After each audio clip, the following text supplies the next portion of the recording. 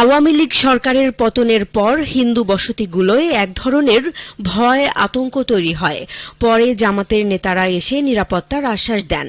একই সাথে যেকোনো বিপদ-আপদে সহযোগিতা করা এবং পাশে থাকার কথাও বলেন।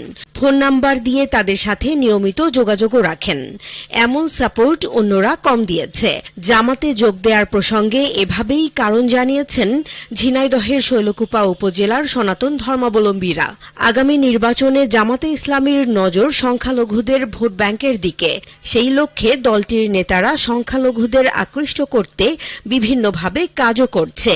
নিষিদ্ধ ঘোষিত আওয়ামী লীগ সরকারের পতনের পর সংখ্যালঘুদের ভোট কোন দিকে যাবে এমন হিসেব নিকেশে বিএনপির অবস্থান থাকলেও ইসলামপন্থী দল হওয়া সহ বিভিন্ন কারণে জামাত সেখানে ভালো অবস্থানে নেই। এমন প্রেক্ষাপটে অমুসলিম সমর্থক বৃদ্ধিতে জোর দিচ্ছে জামাতে ইসলামী।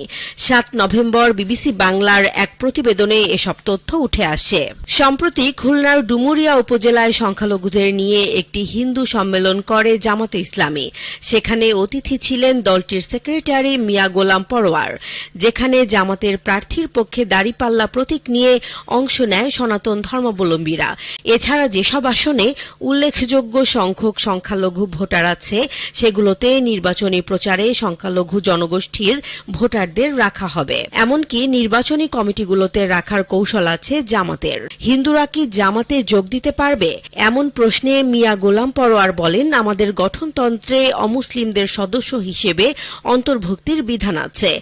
তবে এক্ষেত্রে মুসলমানদের মতো কোনো শর্ত দেয়া হয়নি।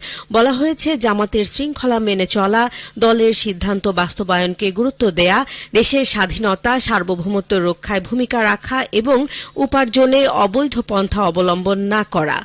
এরকম 4টি শর্ত মানলেই ভিন্ন ধর্মের লোকেরা আমাদের সদস্য হতে পারবেন। সংখ্যালঘুদের ভোট প্রসঙ্গে জামাতের এই নেতা আরও বলেন, সংখ্যালঘু কিংবা হিন্দু ভোটারদের ভোট ব্যাংক হিসেবে নয়, বরং নাগরিক হিসেবেই তারা বিবেচনা করছেন। একই সাথে সনাতন ধর্মাবলম্বীদের পাশে থাকতে চান বলেও জানান তিনি।